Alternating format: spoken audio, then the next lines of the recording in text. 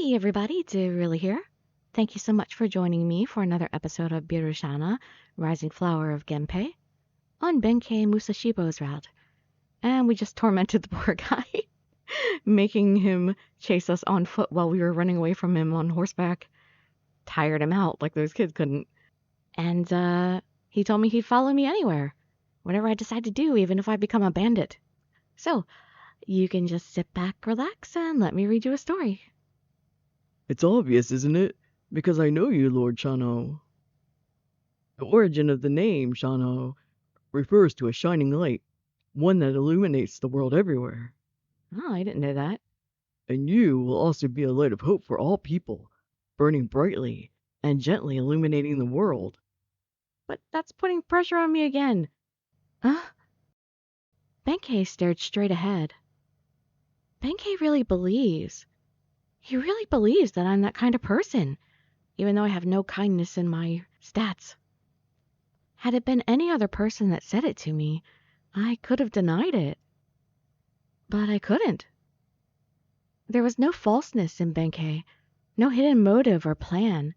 He spoke from the heart, and if he believed it, maybe I could too? I certainly hope you're right. I want to be the type of person who helps others, not hurts them, to lift the people out of suffering. You can. I believe in you. I wonder.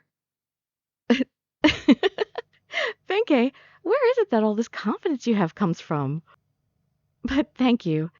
You made me feel a lot better.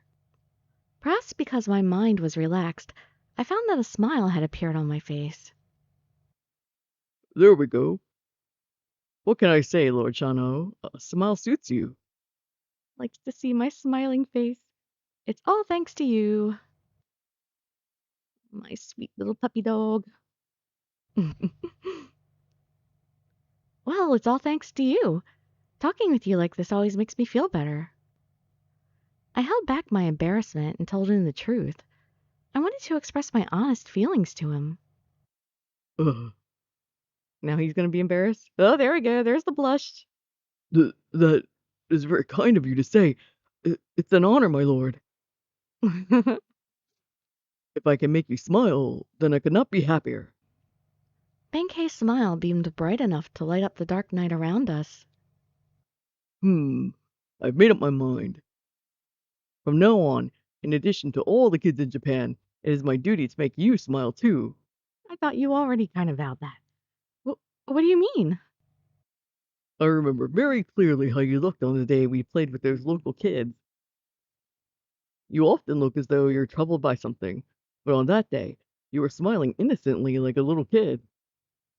Was I? I guess I don't really remember. Indeed, I was as giddy as a child at that time, but I'm too embarrassed to admit that now. I love your smile. It's like a light that, well, it's a smile worthy of your name. So, my lord, whenever you need a smile, just tell me. I will do everything in my power to make your smile bright and your heart light. Including rhymes. Make my heart light?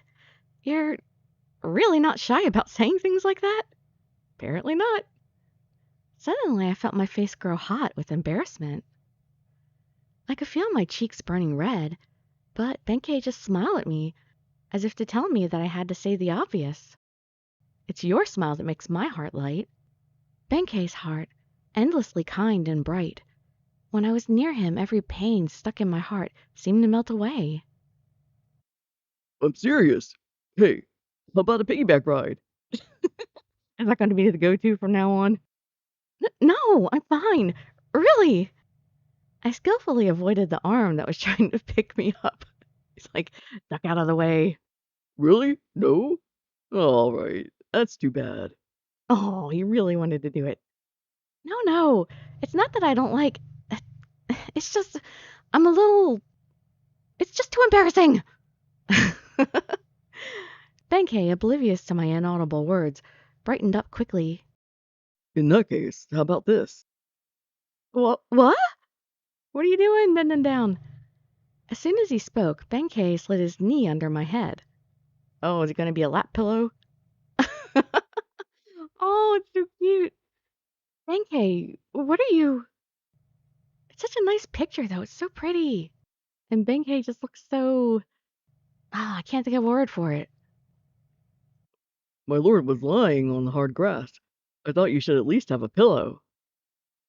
And I was wondering if there was anything fatherly I could do besides carry you on my shoulders. How's the pillow? He did hear the fatherly. No, he's in the father zone. I didn't know whether to be embarrassed or stunned by his words. This pillow is not very comfortable, I'm afraid. Oh, you should have patronized him. Oh no! Besides, it's not like I want you to treat me like you're my dad, you know? It's kind of creepy. Oh, can we be any more negative for him? He's trying. I'm so embarrassed that I couldn't help but say that. I see. Not so easy, is it? Maybe if he bunched his robes up a little, put him over his knee. And this knee pillow, is this like dad behavior? There's something a little different about it. Yeah, that's not dad behavior. That's a couple thing. Actually, I don't know. I never really had a father either. I just imagined kids might want to fall asleep in their parents' lap. That's true, but it's not like this. That's right. He was sent to Hyezan from Kumano when he was very young. He hasn't seen his parents since then. He also said that he was violent and had no memory left of his parents' love. In many ways, he's a lot like me. I also don't know how parents and children interact with each other. Still, I felt sad when I saw the expression on his face. But then again, maybe Benkei himself doesn't care about all that. In that case, okay. If he doesn't care, then neither do I. Whoa! What is it, my lord? Come here, Benkei. Are we going to reverse lap pillow? I sat back down in front of Benkei and slapped my knees. Huh? Why?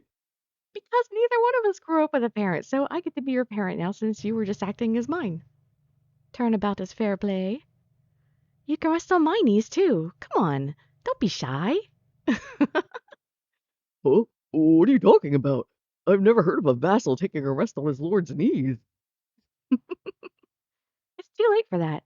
I've never heard of a lord taking a rest on his vassal's knee either. Yeah, but using my lord's knees as a pillow, it's impossible. All things are possible. It was embarrassing for me too, you know. Besides, I'm not the only one that didn't get to sleep on my parents' laps.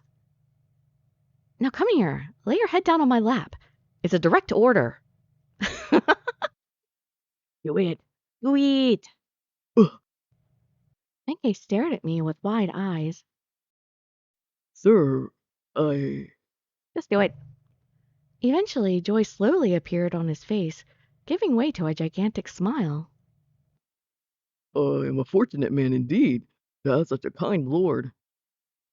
Then the feeling is mutual. I'm glad to have you as a vassal too.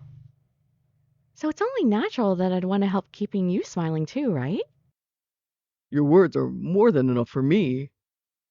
Anything more would be unseemly for a vassal. So no, my lord. Please leave the knee pillows to me. Ah, come on. This was an order after all. Yeah, there we go. Benkei, this is a direct order from your lord. I'm serious. But my lord, I'm afraid if I lay my head in your lap, I might crush your legs. Oh, come on. There is no human head that is that heavy. And it's not like I have fragile bones. Benkei, are you kidding me? You know better than anyone I don't have such delicate bones. Get over here. No, but it's my duty to pamper you, not the other way around. Stop dawdling. It was an order. Do as I say. That's not fair. You need to relax every once in a while too, you know. People need vacations. We jostled back and forth for a while, each making excuses and counterpoints to each other. You're not being a very good vassal if you're not obeying. Then suddenly, As if a spell had been broken, the two of us looked at each other and burst into laughter. Just what exactly are we doing here? We're both acting like children. Indeed, but it was worth it. I haven't heard you laugh like this in some time. You're right. But when it comes to you, Benkei, I just can't help but laugh sometimes. Oh, did he derail us? You didn't follow the order, man. After another burst of laughter, we both lay down in the meadow, continuing to giggle. The stars were shining brightly in the sky above, but unlike earlier, their glow did not seem harsh or cold. I knew it was because of that big warm presence, Benkei, next to me. Benkei believes in me without reservation, and I can't help but find myself believing too. But what if I really am the person Benkei thinks I am? I began to think that, with him by my side, perhaps I really could have the courage to choose the right path for me. Whichever path that may be. The changes in the makeup of the imperial court and the arrest of Emperor Go-Shirakawa sent shockwaves throughout the land. With each passing day, Kiyomori's behavior grew more and more dictatorial, and yet there was no one left to stop him. Then he forced Emperor Takakura to abdicate and installed Tokuko's child, his grandson, as emperor. With the accession of the young Emperor Antoku to the throne, the Heike clan had reached the very pinnacle of power. It's only down from there. How despicable that man Kiyomori is. The imperial family must not be made to suffer such humiliation as this. The man who expressed this dejection was Prince Mochihito, another son of Emperor Go-Shirakawa.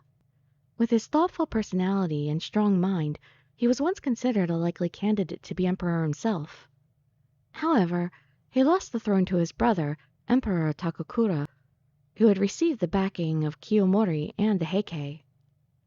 In fact, it had been the idea of Prince Mochihito to strip the Heike of their lands after the events at Shishigatani. However, he knew that with the ascension of his nephew, Emperor Antoku, he would never be emperor. He also knew that if Kiyomori was allowed to continue to wreak havoc on the imperial court unchecked, the court itself would die. And that was an insult far too great for him to bear. Able to stand it no more, Prince Mochihito made up his mind to do something about the situation. I will no longer stand and watch as Kiyomori does as he pleases. I will no longer watch the Heike trample over us. We must take down Kiyomori. Prince Mochihito knew that he alone could not stand against the Heike. He needed generals and samurai to fight this war. And me! Yet another person who needs me to step up. He also knew that many throughout the land were dissatisfied with the rule of the Heike, and if called, they would fight. Above all, the Genji samurai scattered throughout the country were essential. But they would need a banner to fight for, and Prince Mochihito knew exactly who could rally the men of Japan to fight. Is it my brother? Deliver this decree to the men of the Genji clan throughout the land. Tell them the time has come to rise. To rise and end the reign of terror by Kiyomori and the Heike. Yes, sir. I'm glad to hear things actually progressing that aren't within Shana's life. It was unprecedented for a member of the imperial family to encourage outright rebellion against the Heike. There were some who worried that the Ryoji would be met with little or no response. Instead, it set the world ablaze. I guess there is more response than even expected. Kiso. Finally, finally, finally! The time has come.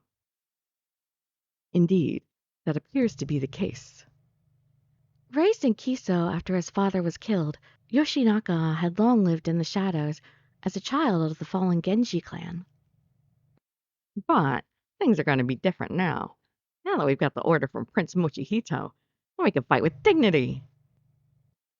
As a samurai and as Genji, I'm finally ready to show the world what I'm capable of. Lord Yoshinaka. Fortune favors the bold. We've got to move out right away. We've been preparing for this day all this time while in Kiso. The decree's been delivered to the entire Genji clan, but nobody's gonna beat me. I'm gonna get to Kyoto first and kill Kiyomori. Dude, it's not a contest. Join up.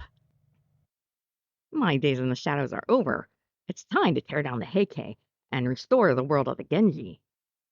With me, Yoshinaka, standing tall at the dawn of this new age. Yes, sir, and I, Kanehira, will be with you every step of the way. I don't know. The way he's talking kind of makes it feel like he would just be a replacement. It might end up doing the same things. Izu. Many of the other clans related to the Genji have already taken up arms against the Heike. Will you join us, Lord Yoritomo? Seems like reluctance to me. This is incredible.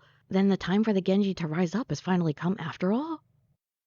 No matter how strong the Heike are, if the whole country rises up in rebellion, we have a real shot at taking them down. Perhaps.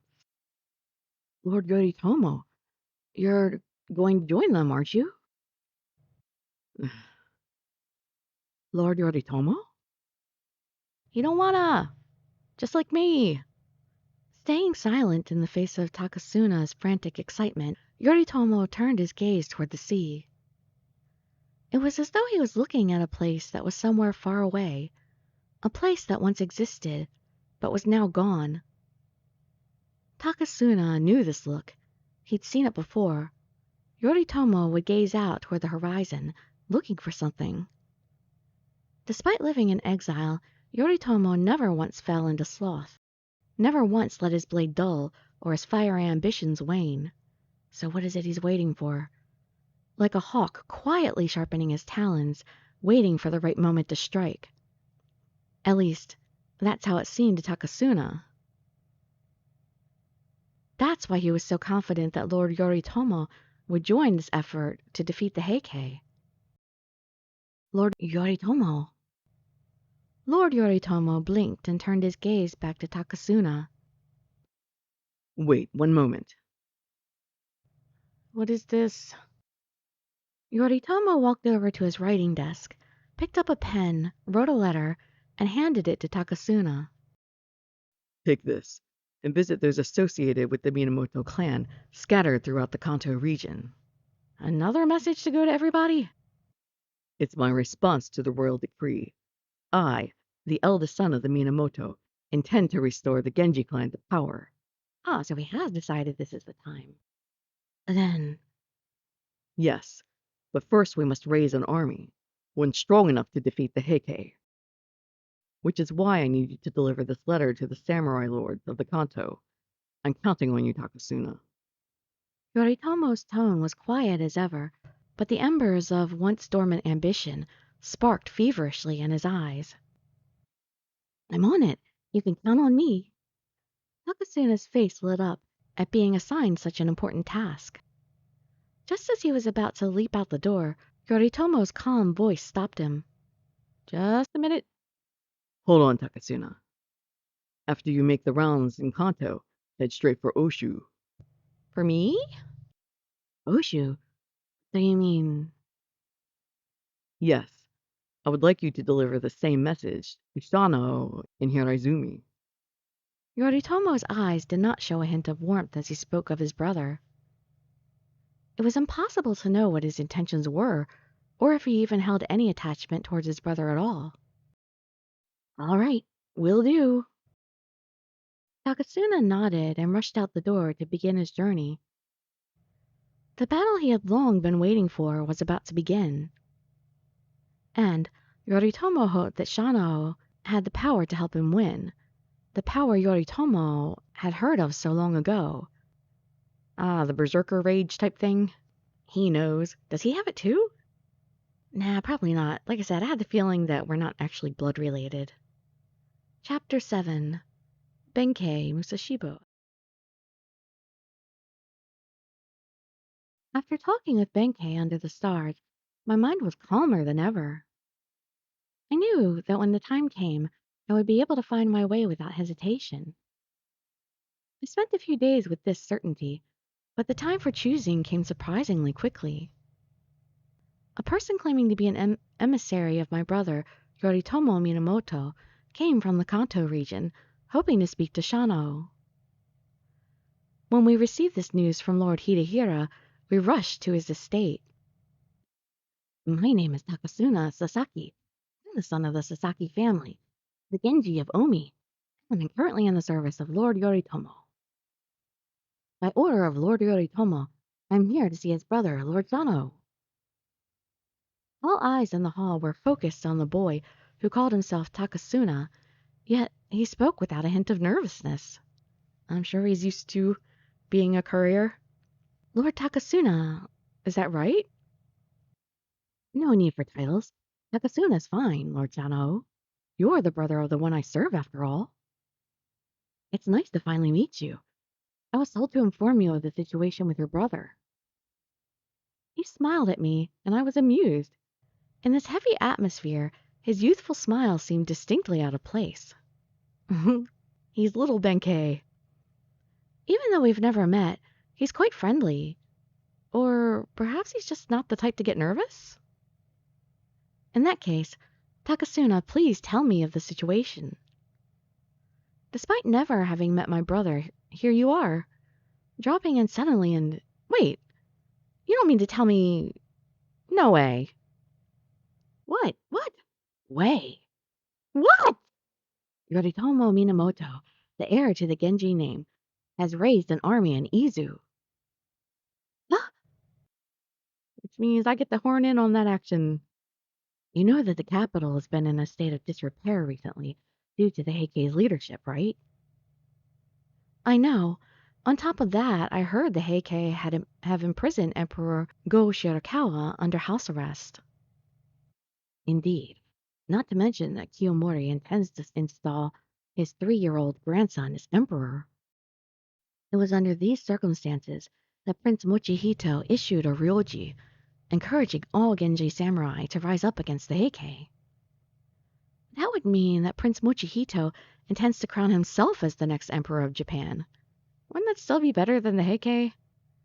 Being a member of the imperial family, Emperor Go Shirakawa's child no less, the prince's direct order carries less weight.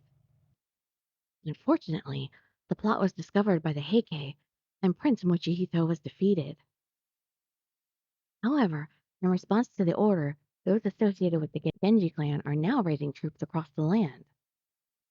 Lord Yoritomo of Izu has also joined the effort, recruiting the Hojo family and other local warriors to the cause. Currently, we're fighting all across the land, getting more and more people to side with the Genji. I see. So my brother is finally ready to make his move, which means I have to make a choice. I was more than surprised. I was shocked. Even though he was exiled to Izu and under surveillance, my brother had been plotting to overthrow the Heike all this time. And deep within my heart, I felt a quiet confidence growing. And that is why you have come here, to ask me, a direct descendant of the Genji name, to join your cause? Exactly. Lord Shano, I have come to ask you to go to Izu to join your brother, to fight by his side, to defeat the Heike and restore the Genji to their rightful place in Kyoto. Too soon. I needed more time to gather my strength. What say you, Lord Shano? Are you prepared to take up the Genji name, or will you refuse and stay here in Hiraizumi? Do I actually have a choice? It is your life. You may choose whatever path you wish. Whatever you decide, I and the people of Hiraizumi will support you. Lord Hidehira, I'm eternally grateful for all that you've done for me over the past few months. What? Blanking there. Oh, going into my head. Come to think of it, a lot has happened just to get us to this point. I was marked for death by the Heike, struggled to escape Kyoto, escaped the relentless pursuit of Tomomori, but somehow, after a long journey, I came to the beautiful land of Hiraizumi, ruled by Lord Hidehira. I learned about a world I had never known existed before, one filled with new people and experiences. And now... all things really do lead to the present, don't they? In this moment, when destiny had come to collect, Benkei's words, "Live your life the way you want to," pushed me forward. When I thought of Benkei's gentle smile that night, I found the courage to speak. I have made my decision. I will renounce who I was and become who I was born to be. I will take the name of Genji. Oh, I'm shocking everybody? Sana. I could hear my friends watching at my side gasp audibly. Everybody really thought I leaned the other way? I see. And are you certain in this decision? I am. There's no other course we can go in this story. I want everyone gathered here to hear this. From this day forth, I will take my rightful place as a warrior of the Genji family. Though I will not fight for the restoration of the Genji clan. Then, you won't join your brother, Lord Shano? My brother and I have the same ambition to defeat the Heike, so I'll join him in that fight. But I will not be fighting for the restoration of the Genji. Instead, I will fight for those who suffer in this world. It is to save the powerless who languish under the tyranny of the Heike. It is to them I pledge my sword. A true altruist. Suddenly I felt his strong gaze from beside me. Benkei. Those strong eyes that stare at me in silence, the same eyes that peered into me that night beneath the stars. It's strange, but his gaze, it gives me the strength I need to do what's right. I looked around at those gathered within the hall. The old friends who followed me from Kyoto, and the new who have supported me here in Hiraizumi. In front of them all, I declared, a world where the weak are oppressed by the powerful. A world where the smiles of young children are stolen. A world like that is wrong, and I'll spare nothing to right these wrongs. I'll use these hands, this sword, and the blood of my father, the blood of the Genji, to achieve this goal. You're serious, Shauna? What, nobody's clapping. I am, and if you feel the same, I want you to join me. What I can't do alone, I'm sure I can do with your help. Please lend me your strength. Help me save the people of this land. Oh, please, Shauna. You know I'm not going anywhere. My mind was made up a long time ago. Yep, him and Benkei. You're never getting rid of him. Shano, where you go, I go. Where you fight, I fight. But you already knew that, didn't you? Thanks, Shungen. I'm counting on you. You got it. Lord Shano, you are an honorable man. Despite your small stature, you carry a heavy responsibility on your back. Yeah, I was about to say the same thing. In which case, I think there's only one thing for us to do. Lord Shano, let us, the Sato brothers, follow you on your quest to protect the people of this land. Please, accept us as your humble vassals. More vassals! Woohoo! More members of the fellowship. What? Sugunobu, Tadanobu. I appreciate the sentiment, but you two are samurai in the service of the Hiraizumi. It's fine by me. In fact, I was about to suggest the very same thing. These two are quite fond of you. Yeah, I noticed.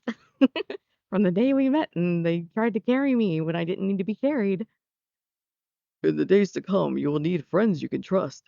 Sugunobu and Tadanobu are honest samurai. They will be of aid to you.